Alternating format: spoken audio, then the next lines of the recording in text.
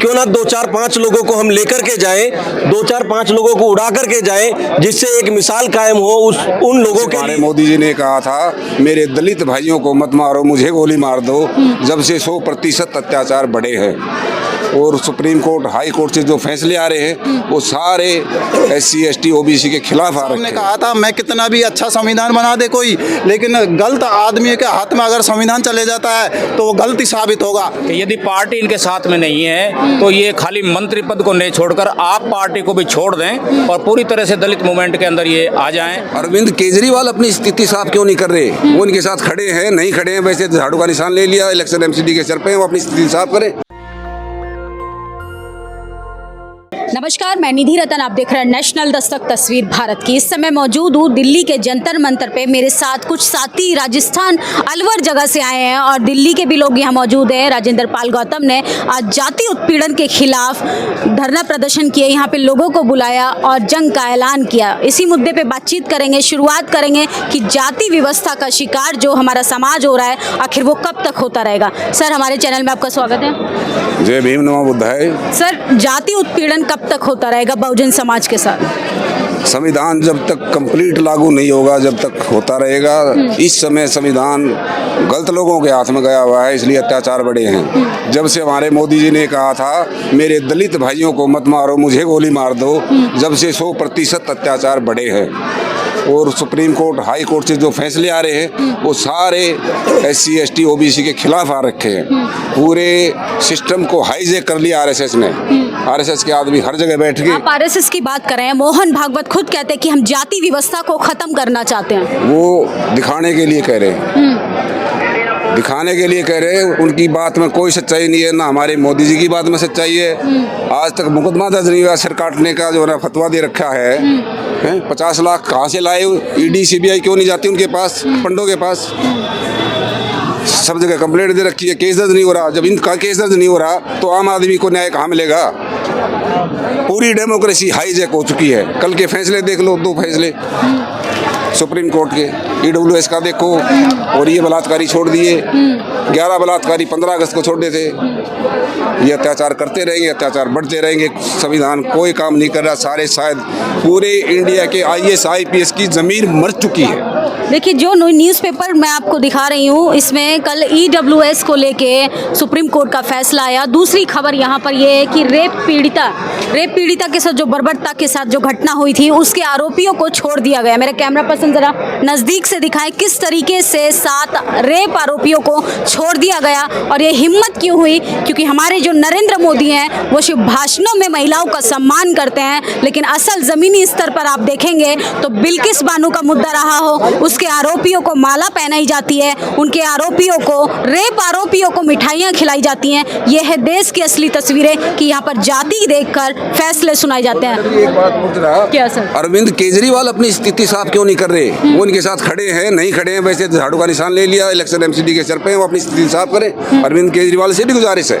अच्छा, आपको जिस पार्टी से मंत्री हैं राजेंद्र पाल गौतम, उससे भी शिकायत है? शिकायत तो वो पार्टी खड़ी नहीं ना, इनका साथ कहाँ दे रही पार्टी? वो तो मोदी जी के खिलाफ काम कर रहे हैं ना। तो पार्टी तो साथ होना चाहिए ना। फिर तो वो एक ही बात होगी, वो RSS की B टीम है, केजरीवाल भी। जब आप धर्म परिवर्तन कराएंगे लोगों का तो कहाँ से? धर्म परिवर्तन नहीं हो रहा तो वापस घर वापसी हो रही है। अच्छा। कोई धर्म परिवर्तन नहीं है।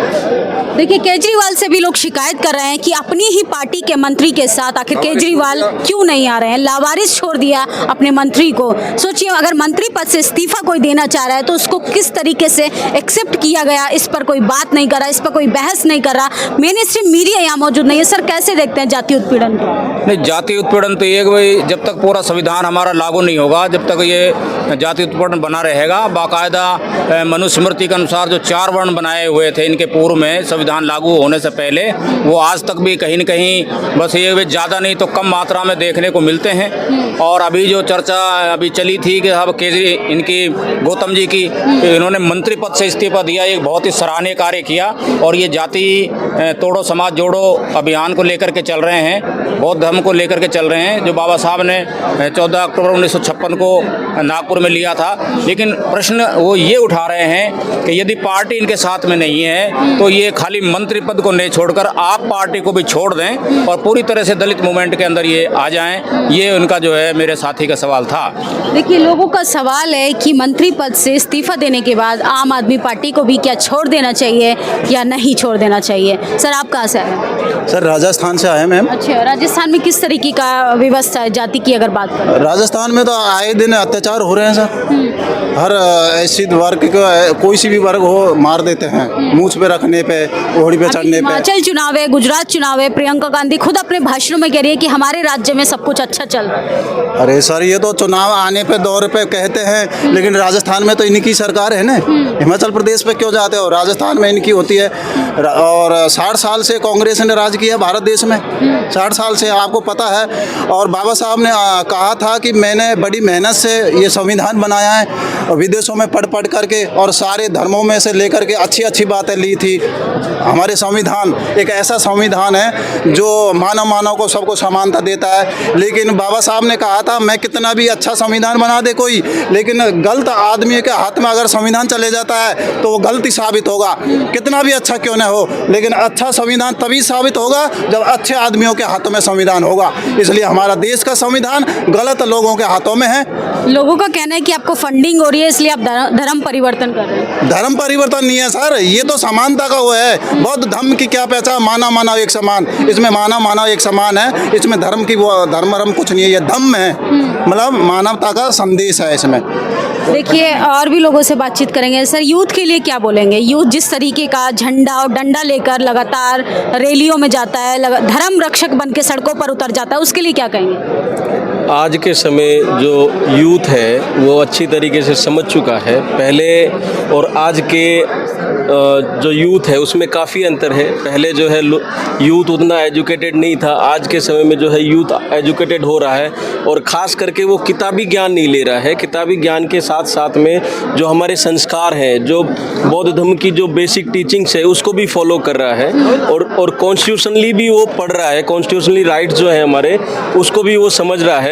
तो उसके माध्यम से जो है राइट्स जान करके आज यूथ चल रहा है। निश्चित रूप से जो है बाबा साहब का जो सपना है उसको पूरा करने के लिए अब यूथ जो है निकल पड़ा है। और मैं खुद एक यूथ हूँ, तो उस तरीके से मैं खुद को देखता हूँ और मेरे साथ में काफ़ी सारे लोग जुड़े हुए हैं, तो उनको भी मैं देखता हूँ। तो आज पूरा जो दारोमदार है, जो बाबा साहब का जो विजन है वो यूथ के कंधे पे है और उसको बखूबी आगे निभा रहे हैं। और मैं देख रहा हूँ कि अभी आने वाले कुछ समय में, जैसे राजेंद्र पाल गौतम जी ने 2025 का जो टारगेट लिया है कि 1 करोड़ या 10 करोड़ बौद्ध धर्म को बनाने हैं, बुद्धिज्म को एक्सेप्ट करेंगे लोग, तो उसका जो रथ है, उसके जो व्हील जो बनेंगे, मुझे लगता है वो यूथ बनेगा निश्चित रूप से, और बन रहे हैं। तो मैं इस तरीके से उन लोगों के लिए क्या कहना चाहेंगे जो गिव अप कर देते हैं, कास्ट एट्रोसिटी का शिकार होकर, जाति भेदभाव का शिकार होकर अपनी जान दे देते हैं? अभी रिसेंटली ऐसी खबरें आती हैं कि लोग आत्महत्या कर ले रहे हैं। रोहित वेमुल्ला हो, पायल तन्वी हो, तमाम ऐसे अपने समाज के बच्चों की बात करें, वो अपनी जान दे रहे हैं। एक्चुअली मैं जो है बिलोंग करता हूँ अलवर राजस्थान से। तो हमारा जो राजस्थान है वो आज से नहीं, पहले से एक फ्यूडल स्टेट रहा है, सामंतशाही वहाँ पे व्यवस्था रही है और आज भी वो बरकरार है। चाहे वो जब 1950 में कॉन्स्टिट्यूशन लागू हुआ, तो जैसा कि अभी बात चल रही थी कि पूरी तरीके से आज भी वो लागू नहीं हुआ है। आज भी वो जो राजशाही है वो राजस्थान में हमको देखने को मिलती है। वो ज़रूर पहले वो जो है राजशाही के रूप में था, आज वही लोग जो है पॉलिटिकल पावर में आते हैं, पॉलिटिक्स में आते हैं, वो MP MLA वही बनते हैं ज़्यादा करके। जब वो वहाँ वो जस्ट थोड़ा सा चेंज हो जाता है, तो उसकी वजह से जो है वो आज भी राजशाही के माध्यम से वो अत्याचार हम लोगों पर बरकरार रखे हुए हैं। और जो आपका जो सवाल है कि यूथ जो है अपनी जान क्यों दे रहा है, वो जान क्यों नहीं करता अपनी?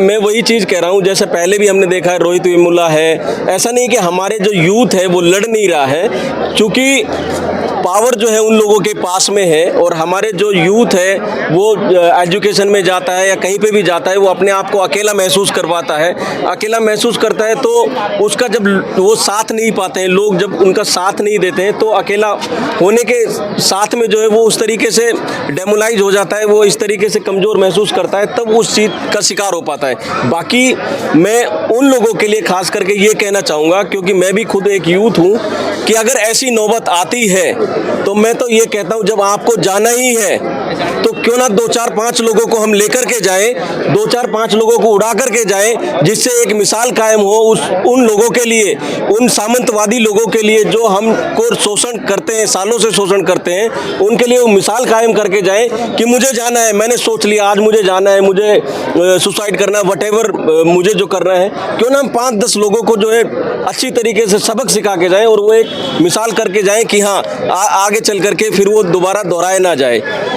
देखिए किस तरीके से, जिस तरीके से यूथ जो है जातीय उत्पीड़न का शिकार होकर मानसिक तनाव में आता जा रहा है और अपनी जान दे रहा है, ये काफ़ी ज़्यादा दर्दनाक है। समाज को सोचना पड़ेगा। सर, धर्म की जब बात होती है तो समाज एकजुट होता है, लेकिन सामाजिक जब बात होती है तो लोग एकजुट क्यों नहीं हो पाते? देखो, पहले तो मैं शुरू में भगवान बुद्ध को नमन करता हूँ और बाबा साहब को नमन करता हूँ और आप सभी को भी जय भीम नमो बुद्धाय करता हूँ। ऐसा है, देखो, राजस्थान का रहने वाला सदस्य, सिंहद्वार अलवर का रहने वाला, यहाँ धम्म अपना बाबा साहब का धम्म है और उनका धर्म है, रात दिन का अंतर है। तो वो उनके सामंतवादी हैं। 15 और 85 की लड़ाई है, धार्मिक धर्म को 15 और 85 की लड़ाई है। इसमें ये डरा रहे हैं और हमारे लोग हैं बहुत बड़े बड़े सीटों पे बैठे हुए हैं, पर उन्होंने बाबा साहब को, बुद्ध भगवान को पढ़ा नहीं।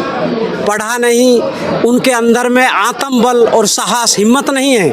वो पढ़ते तो उनके अंदर एक जागरूकता आती, शरीर के अंदर खून खोलता है जब बाबा साहब को। और एक मंत्री ऐसा 21वीं सदी में बाबा साहब ने भेजा है जिसने ये साहस किया, संसद से 3 मंत्रालय उनके पास, आम आदमी पार्टी से, मेरे को सुनते ही शरीर के अंदर ज्वाला सी चिंगारियां दौड़ने लगी और मेरे को इतना बढ़िया लगा कि आज बाबा साहब स्वयं इधर आ रहे हैं। मंत्रियों के शरीर में इधर बाबा साहब स्वयं आ रहे हैं। और हमको ये पूरा जितने यहाँ बैठे हुए हैं, खड़े हुए हैं, सभी के ये मेरा अनुरोध है सबसे कि हिम्मत मत हारो। हिम्मत हारने से अपन बुज़दिल हो जाएंगे। एक गाना है फिल्म का, असली सूरत छुपी रहे, नकली चेहरा सामने आए, असली सूरत छुपी रहे। बाबा साहब का ये धमकारवा है, ये चाहे हजारों मर जाएं, करोड़ों पैदा होंगे, डरना नहीं, ये हिम्मत है सब में। ये धमकारवा चालू है तो चलता ही रहेगा, रुकेगा नहीं ये। अब ये चालू हो गया है धमकारवा। नमो बुद्धाय, जय भीम। देखिए, हमने लोगों से बातचीत की, आपने महसूस किया होगा किस तरीके से इनकी आवाज़ में जो दर्द था वो आप अपने आप से रिलेट करेंगे तो शायद ये शब्द जो हैं वो आपके कानों में चुभने लगेंगे, शायद आप मजबूर हो जाएंगे, तड़पने लगेंगे, बिलखने लगेंगे। सामाजिक कार्यक्रमों का हिस्सा बनना होगा अब आपको, जातीय उत्पीड़न का शिकार होने से बचना होगा। और ये तब हो पाएगा जब आप शिक्षित होंगे, संगठित रहेंगे, तभी जाके आप संघर्ष कर पाएंगे। इस वीडियो पे आपकी क्या प्रतिक्रिया, आप अपनी राय कमेंट बॉक्स में ज़रूर दें। कैमरा पर्सन नवीन के साथ मैं निधि रतन, दिल्ली जंतर मंतर। नेशनल दस्तक की आपसे गुजारिश है कि अगर इसको बचाना चाहते हैं तो नेशनल दस्तक को सब्सक्राइब करने के लिए रेड कलर के सब्सक्राइब बटन को दबाएं, फिर बेल आइकन की घंटी दबाएं। नेशनल दस्तक को बचाने के लिए बहुत जरूरी है कि हर खबर को शेयर करें, लाइक करें, कमेंट जरूर करें।